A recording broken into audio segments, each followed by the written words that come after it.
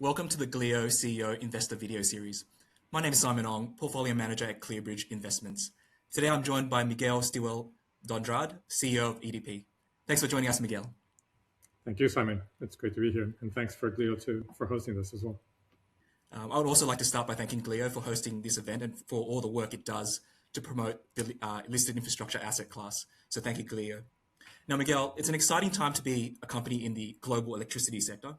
But for those that are not familiar with EDP, can you introduce the company to the audience, talk about your business mix and how it's trended over the last few years, as well as moving forward? So we're a leading global clean energy company. We have a very strong presence in networks and also in renewables. More than a third of our business is actually in networks in Iberia, Portugal, Spain, and also some in Brazil. And then we have a very strong presence in renewables, mostly wind, solar, and batteries, mostly in the US, Europe, and then some in South America and Southeast Asia. It's a very highly contracted, very highly regulated, very low risk. So 80% of our EBITDA is actually regulated, long-term contracted, which I think is quite distinctive.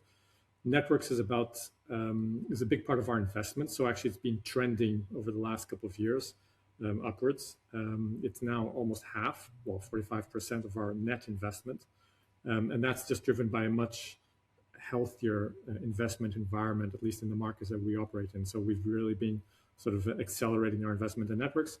And finally, just a note to say 80% of our EBITDA is in A-rated countries. So between Europe, US, some of the countries in Southeast Asia. So a lot of sort of core markets, very highly rated.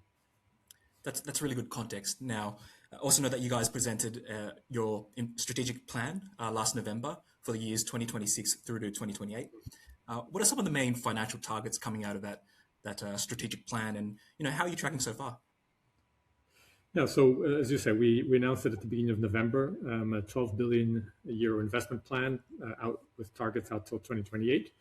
Most of that investment, as I say, going into those core markets, whether it's in the US in renewables, mostly solar and batteries, or in networks in Europe, Portugal, and Spain. Around 7.5 billion of that is in the renewable space, and about 3.5 billion plus in the networks, which is a very significant increase versus the past. I mean, it's almost 70% increase, at least, for example, in Portugal, and around a 40% increase versus sort of the previous regulatory period in Spain. So a significant step up in the investment in networks. Also, an important part of our plan was deleveraging. So we have a solid BBB rating, and we've been sort of very firm about keeping that rating. We have been deleveraging over this period, or we expect to continue deleveraging over this period. And we also have, let's say, a dividend policy, which I think is one of the distinctive things that we've never cut our dividend. Like over the last 20 years, it's been trending consistently upwards. And I think that's something that we're also very proud of. So we also have a very solid dividend policy. Finally, I think just to say we are trending well. So even though we announced it in November, we already had some forecasts for the end of the year and for 2026. I think we ended 2025 very well, better than guidance, better than consensus. And I think we start off on the right foot now for 2026. So still early days, but I think going well. Yeah, I saw the results and definitely tracking very well. So very pleasing to see from an investor's perspective.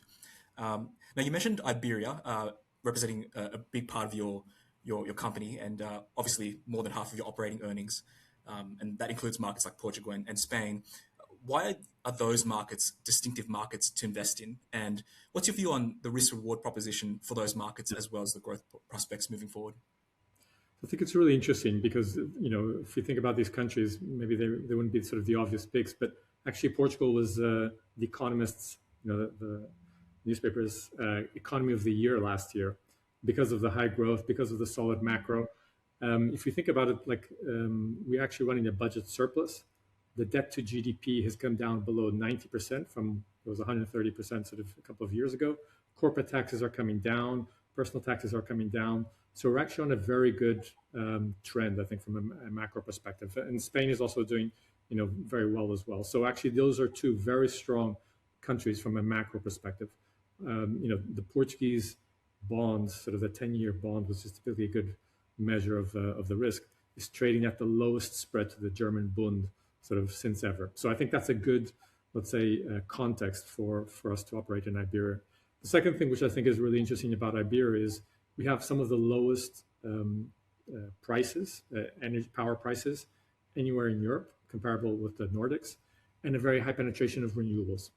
And so I think it also just shows that it is possible to have low prices and a high penetration of renewables, and that's conducive to having a very good, let's say, context also for industrial development, for data center growth, and we've been seeing actually demand and power growing quite significantly. I mean, Portugal, it's 3.6% growth in 2025. That's very significant. In Spain, almost 3% as well in that period. So a very competitive power, very competitive context for the sort of, let's say, the broader industry. So I think it's just a good macro perspective, but also a sector, let's say, context. Certainly, from a utility investor's perspective, as well as policymakers, affordability is definitely one of the key issues that people are focusing on currently. And it's good to hear that with your value proposition, that in those markets that you serve, affordability is much more contained, and customers enjoy that. So that's great to hear. Shifting to, I guess, North America and the US in particular, obviously you guys have wind, solar, and battery storage in that region. It represents, I think, just under a quarter of your earnings last year, and continues to grow.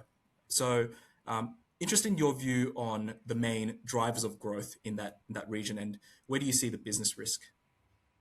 The first thing to say is, we've been in the US for the last 20 years, and we've been through the different cycles, different administrations, and I think we've always bet on the US as being a great growth market, and it has been certainly for us. What I'd say is that we now have good regulatory stability. We have the big, beautiful bill that came out last year, provided that visibility from, let's say, in terms of the tax credits and the support for renewables all the way out till 2030, at least for wind and solar, and for batteries even beyond that. There's a lot of demand in the US. And so one of the things that people ask me often, the fundamentals are there. The demand for power is very strong. And the only technology that's available to be deployed in the short, medium term is renewables. It's wind, it's solar, it's batteries. Nuclear will not be deployed anytime soon. That's maybe well into the 2030s. Even gas is capped in terms of how fast that can roll out. So we're seeing a lot of demand for renewables, which is our core business in the US. So I think that those fundamentals are there, and they're leading us to have very attractive projects, to good risk return prospects, sort of highly contracted, long-term, sort of 20-year type PPAs, and with very high single digits, in some cases even double-digit project IRRs. So very good investment opportunities there. Yeah, definitely good to have the tax credit issue resolved through the new One Big Beautiful Bill. Certainly, as an investor, huge focus on getting clarity around that aspect, and there's obviously safe harboring provisions and a more modest phase down. So that's good to see. Makes investments more palatable moving forward. I just say that the US is, we have EDP Renewables as a listed business, and it currently represents over 50% of our, let's say, the EDP Renewables EBITDA, but it's expected to grow to almost 2/3. And so, a very material amount of our investment is actually going into EDP Renewables US platform. So we continue to see that grow over the next couple of years. Yeah. The other part of your capital allocation is into Brazil, and it's not a small amount. I think last year was about 17% of your EBITDA. Why is Brazil an attractive place to invest from your perspective? Yeah, so again, we've also been in Brazil for 30 years in this case, and also through the different cycles. And I think, we do have that long-term perspective. I'd say that first, the regulatory environment in Brazil is actually very, for those that are maybe not so familiar with Brazil, it's actually very sophisticated, very stable, very predictable. I think one of the key issues in Brazil has been obviously the macro, FX and interest rates over time. That's where the volatility comes from. It doesn't actually come from the sector. But one of the interesting things about Brazil is everything is inflation linked. And so there is sort of a natural hedge to that. Certainly on the distribution side and on the transmission side, all the revenues are inflation linked, and even on the generation side. So Brazil can be a very attractive market, and it has been a very attractive market in terms of growth opportunities, as I say, both on the network side, but also on the generation side. Things have been normalizing in Brazil. We had a period now of very high interest rates and low inflation, But we now begin to see sort of the interest rates starting to come down. In fact, just this week, yesterday, there was already the announcement that there was a decrease in the interest rate, sort of the benchmark interest rate. And so we expect that to trend downwards. The final thing I'd say about Brazil is, in terms of the actual market, it's continued to liberalize. So we're getting this unbundling as we have in some other markets, and they've already approved sort of this next step of the liberalization on the retail side, which I think will also be interesting in terms of opening up the market to new business models, choice for the customers, and us obviously being able to compete there and use some of the competencies and some of the skills that we have from other geographies also there in Brazil. Yeah, that makes a lot of sense. There's been a little bit of volatility in, I guess, electricity prices globally. Can you talk about EDP's exposure to any wholesale energy prices? Yeah, so that we get that question quite often. I think I'd just to reiterate, one of the things that I mentioned is that 80% of our EBITDA is either regulated or long-term contracted. As I say, the networks business by definition is immune to that, so it's just 100% regulated. But even on our generation business, every time we do a new investment, whether in the wind or solar or batteries, typically it's like 15, 20-year contracts, which obviously give us a very high degree of predictability in terms of the revenues. And so that's a very big part of our business. Obviously, we have older PPAs, which are sometimes running off. Those then become merchant, but we typically hedge those also forward. So for example, for EDP as a whole, for every €5 per megawatt hour sort of change, let's say in the Iberian pool price, we have roughly a 45 million change in our net income, which we currently have around 1.3 billion of net income. So that gives you sort of an idea of order of magnitude. But I think the final thing is that we have some portfolio diversification. The fact that we operate in Europe, we operate in the US, and we operate in Brazil, what we're seeing is dynamics where we have slightly decreasing power prices in Europe, but we actually have increasing power prices in the US and in Brazil. And so these end up offsetting each other. And I think that's one of the things about diversification. In terms of, I guess, like diversification, is that something you would take advantage of as you're going through a recontracting process in the US? Yes. So, that's been one of the key highlights. It's not something in the immediate short term because, as I say, a big part of our business is either contracted under PPAs or hedges. But as those hedges and PPAs roll off, so towards the back end of this decade and certainly well into the 2030s, we are seeing very good repricing opportunities for some of the older PPAs that were perhaps with lower prices and you can recontract them at higher prices, or even hedges that you can recontract up. So definitely, and you'll know this well, affordability in the US is becoming an issue because you are seeing these prices trending upwards. And that's driven very much by the demand that I mentioned. You have higher demand, and if you're not getting enough supply into the system, you're going to start seeing those power prices trending up over the short, medium term, and that's what we're seeing on the ground. So yes, we believe that those repricing opportunities will be there, and that will be another source, I think, of value for the company. That's very clear. I guess with the amount of growth capex that is expected over the next few years, I guess the ability to finance that growth capital is critical to success. EDP has a financing strategy that involves asset rotation. Can you just talk about this strategy and what you're also seeing in terms of valuation disconnects between listed and unlisted markets?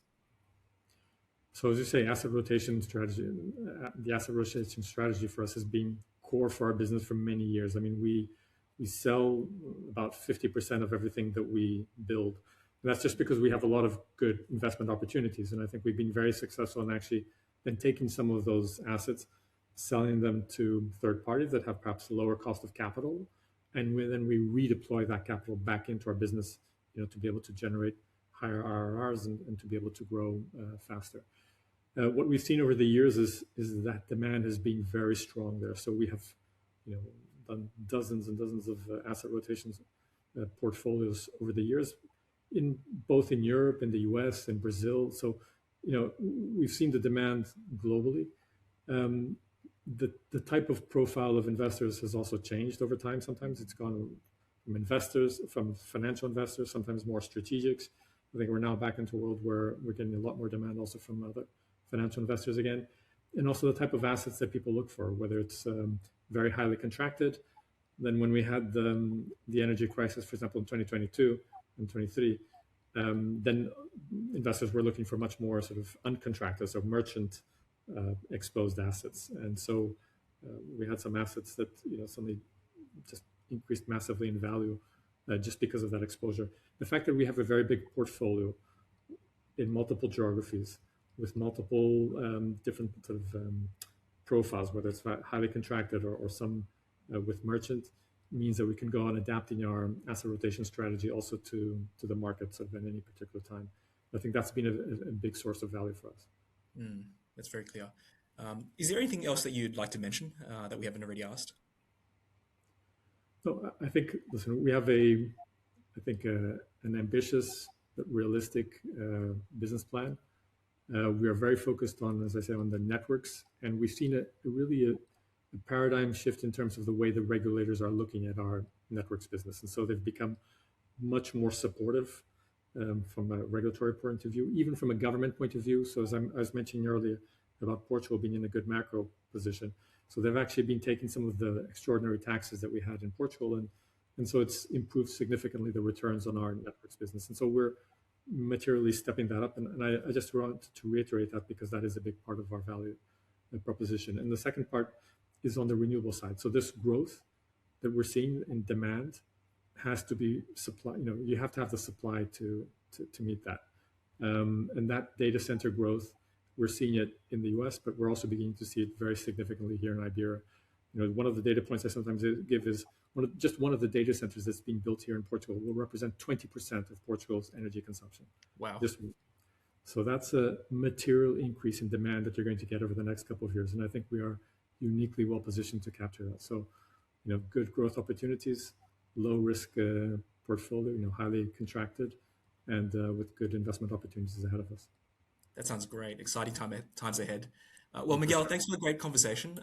For those wanting to learn more about EDP, where can they find you? So they can find us on our investor relations page on our website. It should be relatively easy to navigate there, where we have all sort of the detailed information, whether it's the capital markets day presentations or sort of our annual and quarterly results. And obviously you can also reach out to our investor relations team, which is their contacts are also available online. Perfect. Thank you, Miguel, and thank you, GLIO, for providing this platform. And don't forget to look out for the next interview in the GLIO series. And bye for now. Well, thank you, Simon, and thank you also to GLIO. I think it is good that we have these type of conversations because I think the infrastructure investment class, I think it's a really exciting sector to be in at the moment. I mean, there's just so much demand for infrastructure investment. So being able to get the word out, I think, is super important. So thank you.